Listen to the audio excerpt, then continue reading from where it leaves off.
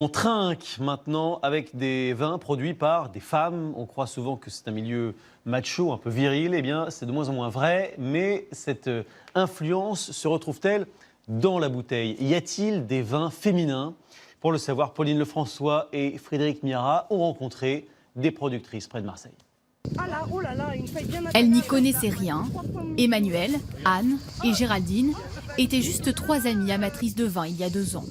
Aujourd'hui, elles préparent leur 3e millésime de vin rosé sur les coteaux d'Aix-en-Provence.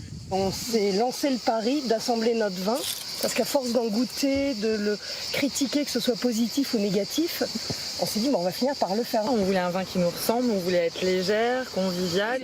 Avec Gabriel le vigneron, elles choisissent les différents cépages à assembler pour créer leur vin.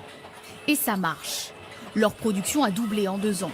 Le rosé des Vilaines est même à la carte de ce grand restaurant au pied de la Sainte-Victoire.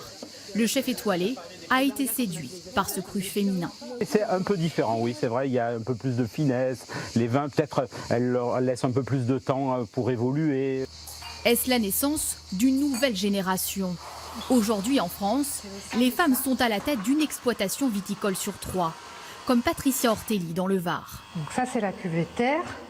C'est l'une des premières vigneronnes en Provence, installée depuis 27 ans. Elle vinifie ses crus elle-même, avec une obsession, respecter l'équilibre et le goût du terroir pour obtenir un vin délicat. Ces vins-là vont peut-être parfois plus plaire aux femmes qui vont trouver une élégance et une finesse qu'elles rechercheront. Parce que finalement, souvent dans un foyer, c'est les femmes qui font la sélection et les choix. Donc c'est pas mal pour nous qui faisons les vins de trouver des alliés pour les vendre. Car les viticultrices ont su attirer l'œil des consommateurs avec un packaging moderne. Valérie Roussel a connu son plus grand succès avec cette cuvée.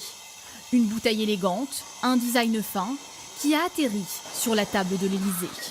C'est flatteur, mais je ne suis même pas sûre que le président sache que c'est un vin de femme. Ce qui compte, c'est qu'il l'aime.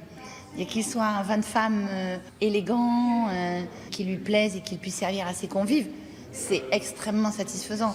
Le succès des crus des femmes a bousculé le marché du vin, avec une nouvelle clientèle, plus féminine et étrangère. C'est un autre essor pour la viticulture française.